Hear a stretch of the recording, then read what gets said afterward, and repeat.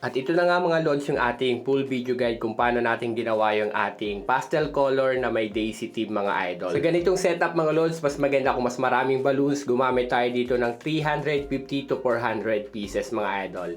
Ito nga pala mga lods yung itsura ng nilagyan natin ng backdrop design at syempre naglagay na rin pala tayo sa gilid mga idol. Kinover up din pala natin yan mga idol ng simpleng design lang.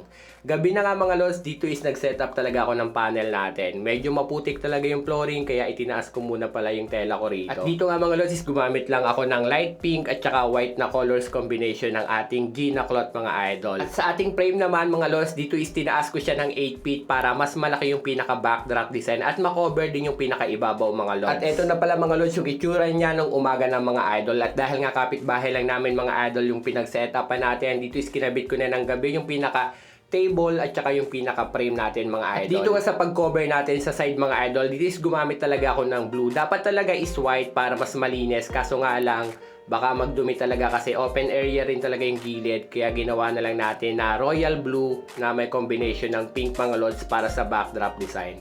At dito naman sa balloons mga lods, dito is nag-inflate lang tayo ng 10 inches mga idol. 12 inches yung balloons pero ini-inflate ko lang siya ng 10 inches para kahit sabihin mainitan ng araw, hindi siya basta-basta pumuputok. Dito is gumamit lang tayo ng pink-white na combination at nagdagdag tayo ng pastel colors mga idol. At dito mga lods is gumamit tayo ng 350 to 400 pieces. Kasama na po yung pinaka-balloon pillar na maliliit. At syempre naglagay rin tayo ng character na daisy na bulaklak mga idol na provided naman ng client natin siya. At dito nga mga lods, tinali na natin ng by cluster. By cluster mga lods is 8 na balloons by cluster yung nilagay natin dito. At pinag-arrange ko lang siya ng pink, light pink, white, tsaka yung pastel color mga idol. Kaliwat kanan kung ano yung combination, ganun din yung ginawa kong combination sa kabila mga lods.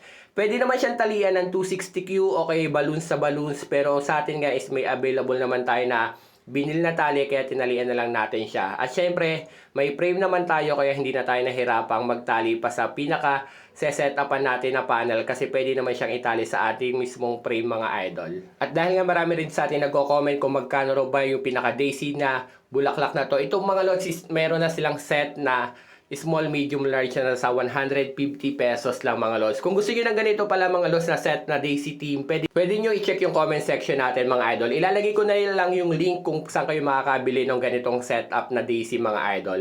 At dito nga mga lods is nag-inflate naman ako ng balloon pillar o yung mas maliliit para ikakabit natin sa mismong base natin. Ang size nga pala nito is pwedeng 5 inches or 6 inches. Kung wala naman, pwedeng yung 12 inches nyo mga lods is inflate nyo lang siya tapos i-fold nyo siya or hinahati nyo lang siya sa gitna para magkaroon kayo ng balloon pillars mga idol. Siyempre kung ano yung kulay na pagkakabitan nyo, halimbawa sa pastel, kung sa pink is sa pink nyo siya ilalagay yung pinaka balloon pillar natin para mas gumanda yung pinaka backdrop design.